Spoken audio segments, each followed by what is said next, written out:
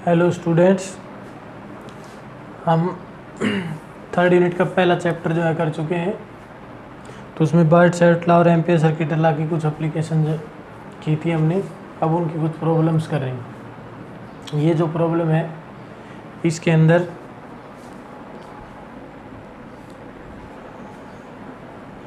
ये करंट्स हैं कि दिखाया गया कि ये ओरिजिन है और ओरिजिन से 3 कंडक्टर है हमारे पास। एक्स एक्सिस है ये हमारी, और इसके ऊपर जो है x is equal to 1 metre पर, यानी ये डिस्टेंस 1 मीटर है। एक स्ट्रेट कंडक्टर है। फिर इसी तरह x is equal to 2 metre पर ये सेकंड कंडक्टर है, इसमें करंट डाउनवर्ड है। ये x इज इक्वल टू 2 है यहाँ पे, और ये x is equal to 4 metre है। इसमें करंट अपवार्ड है। तीनों करंट बराबर है। हमने मैग्नेटिक इंडक्शन डिटरमाइन करना है ओरिजिन के ऊपर, इस पॉइंट के ऊपर। तो ये बर्ट सेट लॉ की एप्लीकेशन है, बिल्कुल सिंपल न्यूमेरिकल है। इसमें सिर्फ हमने डायरेक्शंस जो है वो देखनी है, बाकी फार्मूला स्ट्रेट लाइन वाला फॉलो करना है, नियर द सेंटर वाला।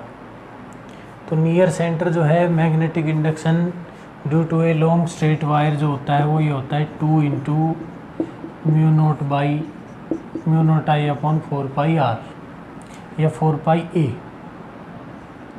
अब पहले कंडक्टर के केस में ए की वैल्यू 1 मीटर है, दूसरे के में ए की वैल्यू 2 मीटर है, तीसरे में ए की वैल्यू 4 मीटर है, यानी कि ये x is equal to 1 metre, 2 और 4 के ऊपर इनकी पोजीशन थी। करंट इनमें इक्वल करंट फ्लो हो रहा है। हर एक का करंट जो है वो 1 एम्पियर है। इसमें भी 1 एम्पियर है, इसमें भी 1 एम्पियर है, लेकिन डायरेक्शन अपोजिट हैं, तो इसलिए जो है राइट हैंड स्क्रू रूल यहाँ पे काम करेगा। और राइट हैंड स्क्रू रूल के अकॉर्डिंग डायरेक्शंस देखनी है हमने। मान लिया कि पहले कंडक्टर की वजह से मैग्नेटिक फील्ड इंडक्शन B1 है, तो B1 की वैल्यू हो जाएगी 2 म्यू नोट आई की वैल्यू 1 एम्पियर रखेंगे। हम पहले इसको कंसोलिडेट कर लेते हैं, क्योंकि करंट सभी बराबर है, सिर्फ ए चेंज हो रहा है। तो यहाँ पे ए की वैल्यू 4 पाई ए की जगह 1 करेंगे हम। और रही बात डायरेक्शन की, तो इसमें करंट जो है अपवार्ड जा रहा है। करंट अगर अपवार्ड है तो मैग्नेटिक लाइंस जो हैं वो ऐसे घूम रही हैं, ये उंगलियां जो हैं वो ऐसे घूम रही हैं ऐसे। इसका मतलब मैग्नेटिक लाइंस जो है वो घूम के ऐसे आएंगी। और ये जो पॉइंट है ये इधर है, इसका मतलब इस पॉइंट पे, इस पॉइंट के ऊपर इसका टेंजेंट जो है आउटवर्ड होगा, ऐसे बाहर की तरफ। ये मैग्नेटिक इंडक्शन पहले हो जाएगा बाहर की तरफ। फिर दूसरा, इसमें करंट डाउनवर्ड है, तो मैग्नेटिक लाइन जो है वो ऐसे घूम के आ रही हैं ऐसे। और ये जो पॉइंट है ये इधर है, तो इसका मतलब ये मैग्नेटिक पॉइंट जो है ऐसे लाइनें घूम के ऐसे आ रही है, तो ये इसका मैग्नेटिक इंडक्शन अंदर की तरफ मिलेगा। सिमिलरली इसमें फिर करंट अपवर्ड होगा, तो इसका मैग्नेटिक इंडक्शन फिर बाहर की तरफ हो गया। तो रिजल्टेंट मैग्नेटिक इंडक्शन हमारे पास क्या होगा, पहले तो B1 B2। अब B2 की वैल्यू क्या होगी, B2 की वैल्यू हो जाएगी हमारे पास म्यू नोट 2 म्यू नोट आई, सेम है करंट, अपॉन 4 पाई। इसके लिए डिस्टेंस की वैल्यू 2 मीटर है, तो ए की वैल्यू 2 कर देंगे। और B3 जो है वो हो जाएगा हमारे पास 2 म्यू नोट आई अपॉन 4 पाई, और इसमें ए की वैल्यू 4 करेंगे, यानी कि 4। अब क्योंकि B1 जो था वो आउटवर्ड है, B2 जो है वो इनवर्ड है, और B3 फिर आउटवर्ड है, तो हमारे पास नेट मैग्नेटिक इंडक्शन जो इस पॉइंट के ऊपर होगा स्ट्रेट वायर के अंदर ऐसे ही सर्कुलर टर्न्स के अंदर। तो अगर करंट अपवर्ड है तो मैग्नेटिक इंडक्शन जो है यहाँ पे इस पॉइंट पे आउटवर्ड मिलेगा, और अगर करंट जो है वो डाउनवर्ड है तो इसी पॉइंट के ऊपर मैग्नेटिक लाइंस जो होंगी इसमें ऐसे थी, तो इसके अंदर ऐसे मिलेंगी। इसका मतलब इस पॉइंट पे मैग्नेटिक इंडक्शन जो है वो इनवर्ड होगा, इसमें आउटवर्ड होगा। तो ये कंसेप्ट यूज़ करके हम इसको करते हैं। राइट हैंड स्क्रू रूल ही लगता है हर जगह, चाहे स्ट्रेट कंडक्टर हो चाहे कर हो। तो इसकी डायरेक्शन आउटवर्ड, इसकी इनवर्ड, इसकी आउटवर्ड। इसका मतलब अगर आउटवर्ड को हम पॉजिटिव मानते हैं तो सीधी सी बात है कि B1 पॉजिटिव है, B2 नेगेटिव है, और B3 फिर पॉजिटिव है। अब इनकी वैल्यू पुट करनी हमने, 2 mu naught I upon 4 pi into 1 minus में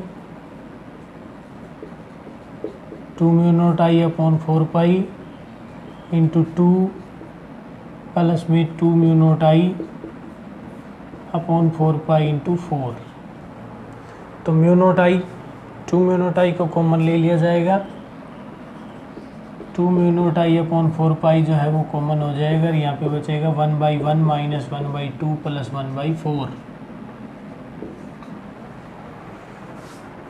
जिसका आंसर होगा 3/4।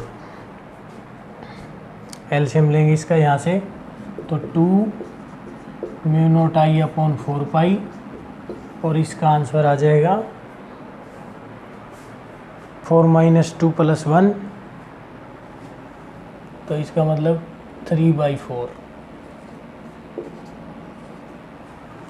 अब हमने म्यू नॉट अपॉन 4 पाई की वैल्यू यूज़ करनी है। म्यू नॉट अपॉन 4 पाई की डायरेक्ट वैल्यू होती है, इसको तो एक बार फिर लिख देते हैं ऐसे, म्यू नॉट अपॉन 4 पाई अलग से लिख दिया, आई अलग से है और ये 3/4 हो गया था। तो म्यू नॉट अपॉन 4 पाई की वैल्यू रखनी है हमने 10⁻⁻7, डायरेक्ट वैल्यू यूज़ करेंगे, इसलिए यहाँ पे मैग्नेटिक इंडक्शन जो है वो नेट मैग्नेटिक इंडक्शन B = कितना हो जाएगा, 2 म्यू नॉट अपॉन 4 पाई की वैल्यू 10⁻⁻7, आई की वैल्यू 1 और 3/4। रही बात डायरेक्शन की, डायरेक्शन जो है वो रिजल्टेंट डायरेक्शन जो होगी आउटवर्ड की ली हमने, तो ये अगर ये XY प्लेन के अंदर है तो ये Z एक्सिस हो जाएगी परपेंडिकुलर टू XY प्लेन।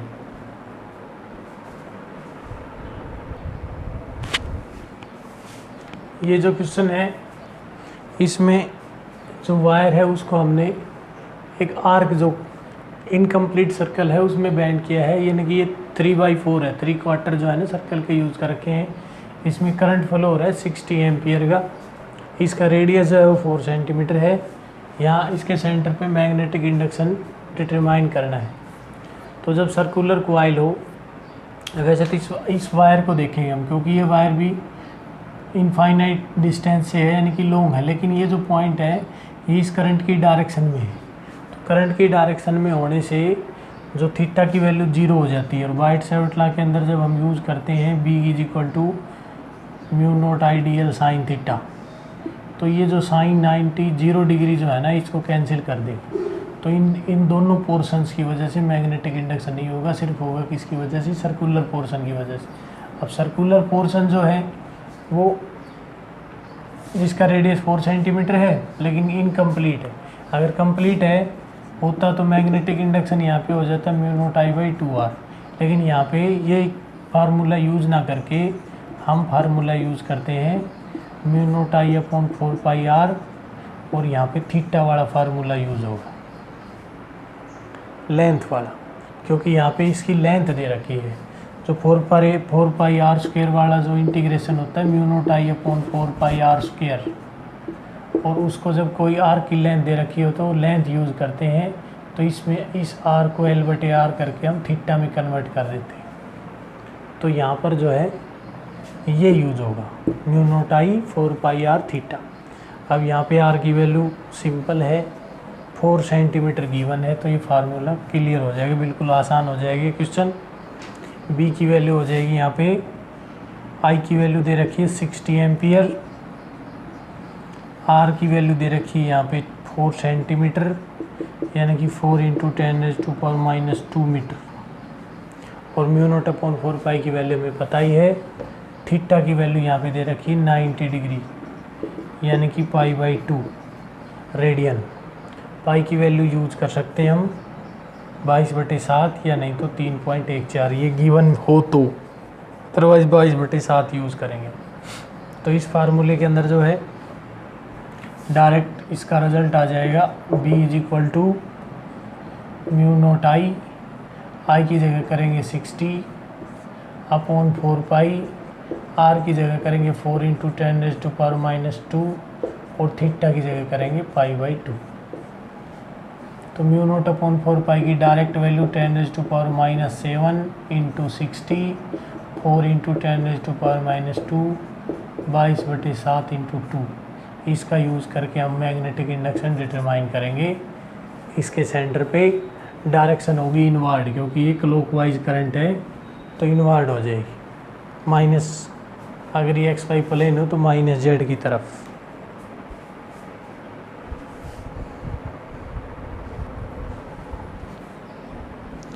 इस क्वेश्चन के अंदर, इस प्रॉब्लम के अंदर जो है आई करंट फ्लो हो रहा है इस डायग्राम में, यानी कि ये सर्कुलर पार्ट है, हाफ सर्कुलर रिंग है, सेमी सर्कुलर, और ये जो है ना स्ट्रेट वायर है।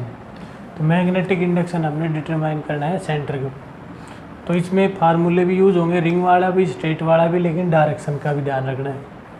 अब डायरेक्शन, जैसे ये जो पॉइंट है इसके तीन पार्ट होंगे, एक ये स्ट्रेट कंडक्टर, एक ये सर्कुलर पार्ट, और फिर ये स्ट्रेट कंडक्टर।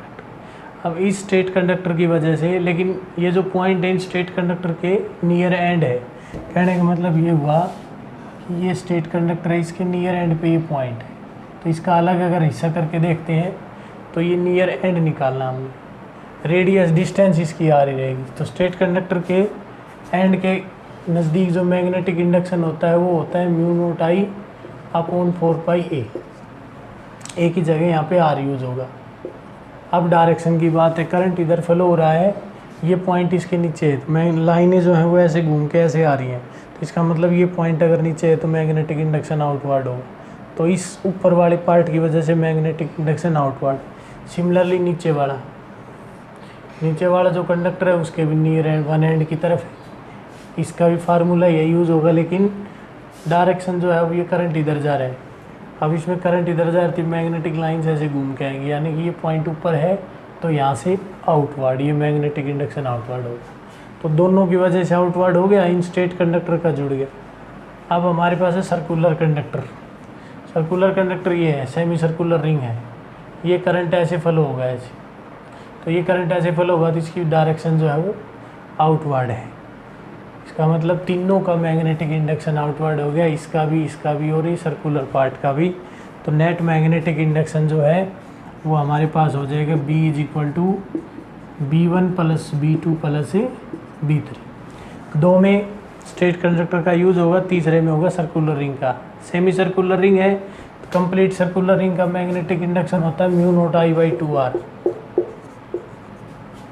और ये आधी है उसकी तो उसका आधा कर देंगे तो ये हो जाएगा μ0I/4R।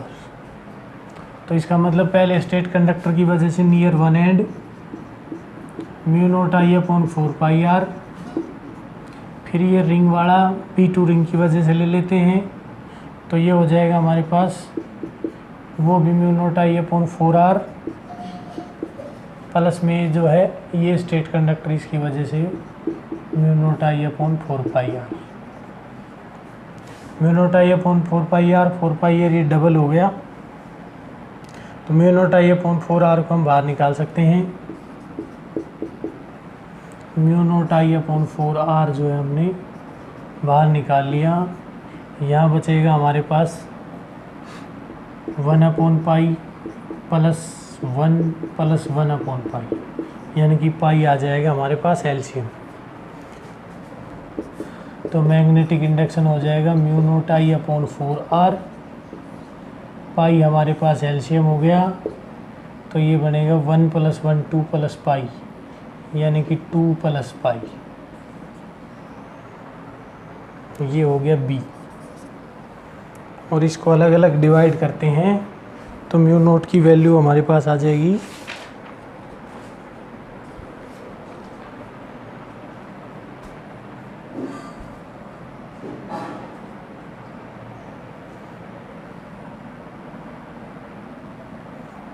पाई को भी अगर बाहर निकालें तो मैग्नेटिक इंडक्शन हो जाएगा हमारे पास μ0I/4πR × 2 + π। और अगर करंट और रेडियस गिवन होता तो यहाँ पे μ0/4π की वैल्यू डिटरमाइन करते और ऐसे।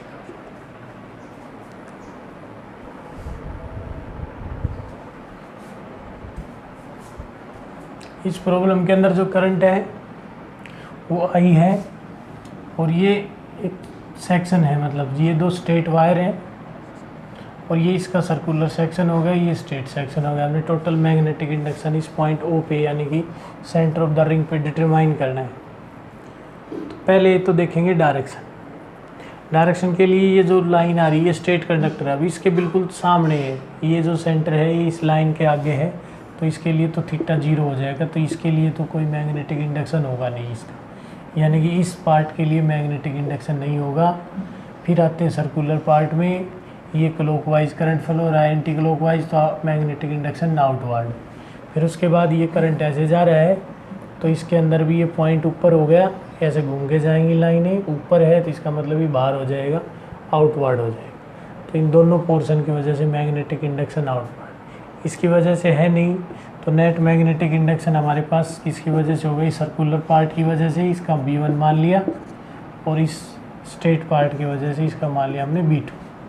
स्ट्रेट पार्ट के नियर वन एंड है, सर्कुलर के सेंटर पर है, सर्कुलर कंप्लीट नहीं है, तो फार्मूला लगाना हमने μ0I अपॉन 4πr थीटा वाला, प्लस में स्ट्रेट कंडक्टर का लगाना है नियर वन एंड वाला μ0I अपॉन 4πr वाला, 4πa वाला।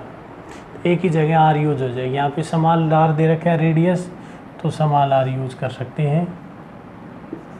अब इसके अंदर जो थीटा है वो थीटा यहाँ पे है 3π/2, 270 डिग्री का एंगल है यहाँ पे, तो ये μ0I अपॉन 4πr और ये हो जाएगा 3π/2 और ये μ0I अपॉन 4πr। तो μ0I अपॉन 4πr को बाहर निकाल लेंगे,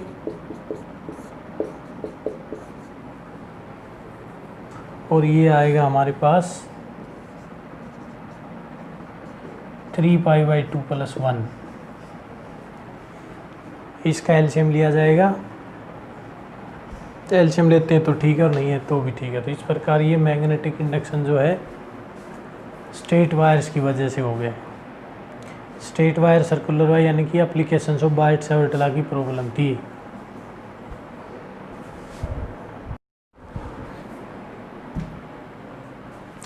इस प्रॉब्लम में एक जो करंट है I, ये इस वायर में जो अलोंग एक्स एक्सिस है उसकी तरफ से I करंट फ्लो हुआ है, और यहाँ पे आके इस पॉइंट P के ऊपर जो है ये दो हिस्सों में डिवाइड हो गया, इक्वली डिस्ट्रीब्यूट हुआ है। और फिर हमने इस पॉइंट O के ऊपर मैग्नेटिक इंडक्शन डिटरमाइन करना है। तो वैसे देखें तो 3 वायर बन गई यहाँ पे, एक ये और एक ये, सिमेट्री बन गई यहाँ पे। एक तो वायर के बिल्कुल फ्रंट में, एक वायर के एंड्स के नज़दीक, ऊपर वाली वायर हो चाहे नीचे वाली हो, ये एंड के नज़दीक वाली कंडीशन है। तो इसमें नेट मैग्नेटिक इंडक्शन डिटरमाइन करना है। अब सीधी सी बात है कि जो हमारा ये जो स्ट्रेट कंडक्टर है उसके बिल्कुल सामने है, तो इसके लिए तो थीटा की वैल्यू 0 हो जाएगी, जो मेन करंट जो I आ रहा है। तो इसका मतलब इसका तो मैग्नेटिक इंडक्शन हो गया 0। पहला पार्ट ये ले लिया हमने, इसको हमने सेकंड मान लिया, तो इसको थर्ड मान लिया। तो फर्स्ट की वजह से जो मैग्नेटिक इंडक्शन होगा वो तो 0 हो जाएगा। अब सेकंड की वजह से जो मैग्नेटिक इंडक्शन होगा ये नियर वन एंड वाले कंडीशन लगेगी, लेकिन करंट अपवर्ड है इसमें, तो मैग्नेटिक लाइंस जो है वो घूम रही है ऐसे। तो इसका मतलब इस पॉइंट ये P इधर है, इस तरफ है, तो मैग्नेटिक जो इंडक्शन होगा वो इनवर्ड होगा इसमें। तो इसकी वजह से B1 जो है वो इनवर्ड हो जाएगा B2। B2 की वैल्यू हो जाएगी μ0I upon 4πa। Near one and वाली कंडीशन यूज होगी, 4πa एक ही जगह करेंगे 2, लेकिन ये इनवर्ड है, इनवर्ड हो गया। अब ये जो कंडक्टर है ये डाउनवर्ड है, ऐसे डाउनवर्ड है, तो मैग्नेटिक इंडक्शन इसमें ऐसे, करंट डाउनवर्ड है तो कर सर्कुलर लाइन बता देगी मैग्नेटिक इंडक्शन इस पॉइंट पर आउटवर्ड होगा, और होगा किसके बराबर, उतना ही होगा। करंट की वैल्यू यहाँ पे I की जगह I/2 यूज करेंगे भाई। तो इसका मतलब B2 की वैल्यू जो है हमारे पास हो जाएगी μ0I अपॉन 8π × 2, लेकिन इनवर्ड है। और जो ये कंडक्टर है इसके लिए मैग्नेटिक इंडक्शन B3, इसमें भी नियर वन एंड वाला केस होगा, μ0I अपॉन I की जगह I/2 करेंगे और 4πr की जगह करेंगे a, यानी कि 2, डिस्टेंस दे रखी 2। तो ये भी हो जाएगा mu naught I upon 8 pi into 2, लेकिन ये होगा आउटवर्ड, नीचे वाले पार्ट की वजह से करंट डाउनवर्ड है, राइट हैंड स्क्रू रूल कहता है कि ये घूम के लाइन ऐसे आ रही तो आउटवर्ड, तो इसका मतलब ये आउटवर्ड हो गया, ये इनवर्ड हो गया, ये जीरो हो गया। कहने का मतलब ये हुआ कि नेट मैग्नेटिक इंडक्शन होना था B1 प्लस में B2 और माइनस में B3, लेकिन B2 और B3 जो है वो इक्वल हैं, तो ये 0 mu naught I upon 16 pi minus में म्यू नोट आई अपॉन 16 पाई, 8 दूनी 16, तो ये 0 हो जाएगा। रिजल्टेंट मैग्नेटिक फील्ड क्या हो जाएगा? 0।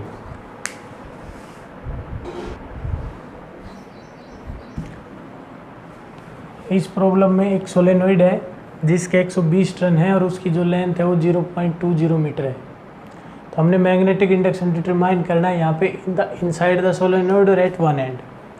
अब इनसाइड सोलेनोइड निकालना बिल्कुल सिंपल होता है। वन एंड का कंसेप्ट समझा देते तुम्हें कि वन एंड में क्या होता है कि हमने जब मैग्नेटिक लाइन जब स्केच करते हैं किसी सोलेनोइड की, करंट कैरिंग जिसमें आई करंट फ्लो होता है, उसकी जब मैग्नेटिक लाइंस को स्केच करेंगे हम तो ये इस टाइप की होती हैं ऐसे। इनवर्ड तो सारी होती हैं लेकिन आउटवर्ड जो है वो चारों तरफ होती है।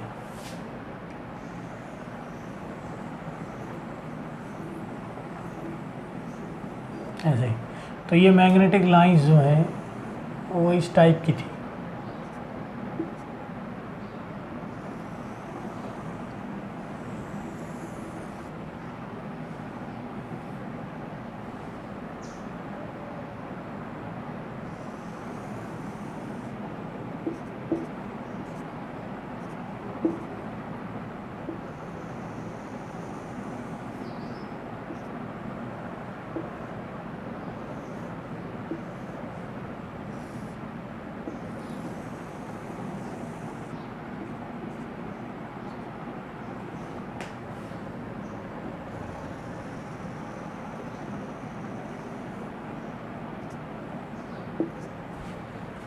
इनसाइड के अंदर जो मैग्नेटिक लाइंस होती हैं वो सारी स्ट्रेट होती हैं और सभी की डायरेक्शन एक होने के कारण मैग्नेटिक इंडक्शन जो है हमने एम्पियर सर्किटल लॉ से इनसाइड जो मैग्नेटिक इंडक्शन लिया था वो लिया था mu naught n I.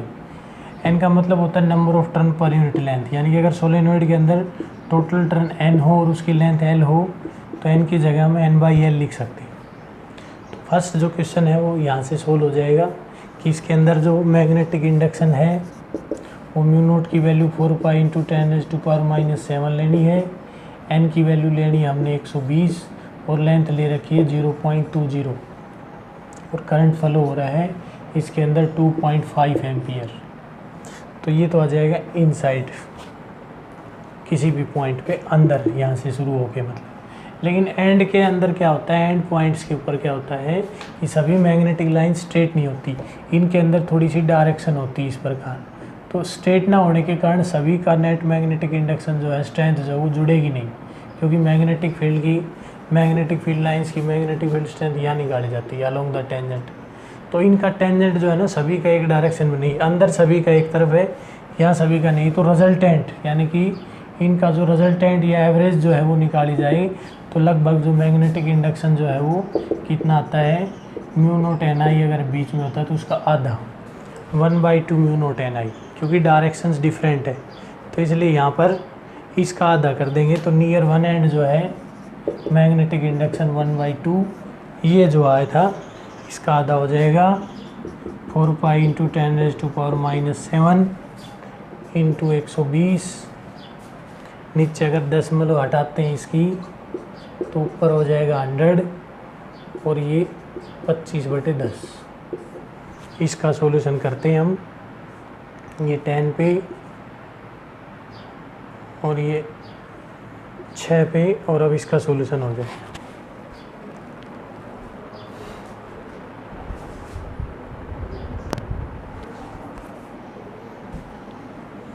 Magnetic induction due to a current carrying circular cylinder की वजह से अगर मैग्नेटिक इंडक्शन निकाला जाए जिसमें से करंट आई फ्लो हो रहा है तो उसके 3 केस बनते हैं, एक आउट ऑफ सिलेंडर, एक एट द सिलेंडर और एक इनसाइड सिलेंडर। लेकिन जब आउट ऑफ सिलेंडर लेते हैं तो करंट इसके सारे के अंदर डिस्ट्रीब्यूट होता है इसके यूनिफॉर्म एरिया में। तो इसका मतलब जो है यहाँ पे ये लिया जाएगा, अगर मैग्नेटिक ये जो लाइन है मैग्नेटिक कर्व जो है इसके चारों तरफ से पास हो रही है, तो उसके लिए तो डायरेक्ट जब आउटसाइड लिया जाए तो B is equal to mu naught N I, N इसके अंदर है नहीं तो mu naught I, B is equal to mu naught I हो जाएगा एम्पियर सर्किट लॉ के अकॉर्डिंग। अगर इस पॉइंट को इसके सरफेस पे लेते हैं तो भी ये जो है सारा करंट इस कर्व में ही रहेगा, ये जो सारा करंट है ये इस सिलेंडर के अंदर इस कर्व के अंदर ही रहता है। तो इसका मतलब इसके लिए भी मैग्नेटिक इंडक्शन म्यू नोट आई के बराबर होगा। लेकिन अगर हम B dot D L line integral होगा इसका, इसके बराबर आउटसाइड में जो रेडियस चेंज होगा भाई। अगर इस सिलेंडर का रेडियस हमारे पास R है, कैपिटल R, और जब बाहर वाला कर्व लेते हैं हम तो इसका रेडियस है ना स्मॉल r मानना पड़ेगा बाहर वाले कर्व। तो उसके लिए ampere circuit law B dot D L is equal to line integral B dot D L is equal to mu naught I. सारा करंट इसके अंदर है। अब B को हम बाहर निकालें, DL का इंटीग्रेशन करते हैं तो ये म्यू नोट आई हो जाएगा, और DL का इंटीग्रेशन बाहर वाले कर्व का इंटीग्रेशन होगा 2 pi r is equal to mu naught I, यानी कि B की वैल्यू हो जाएगी mu naught I upon 2 pi r। अगर एट द सरफेस निकाला जाए तो R की वैल्यू जो है वो R के बराबर हो जाएगी एट सरफेस। सरफेस पे R is equal to R हो जाता है, तो B की वैल्यू हो जाती है mu naught I upon 2 pi r। ये कांस्टेंट हो जाती है इन्वर्सली प्रोपोर्शनल। यहाँ से देखते हैं कि सब कुछ कांस्टेंट है, लेकिन B जो है वो इन्वर्सली प्रोपोर्शनल टू R है यहाँ पे मैक्सिमम। लेकिन जब इनसाइड वाला केस आता है, इनसाइड द सोलेनोइड, तो हम जो है करंट को डिस्ट्रीब्यूट कर लेते हैं। जब इनसाइड का केस आएगा तो इस केस में अगर ये पॉइंट P यहाँ है तो यहाँ से होते हुए एक कर्व पास होगा। इसका मतलब हमने इसका एलिमेंट्री सिलेंडर लेना पड़ेगा।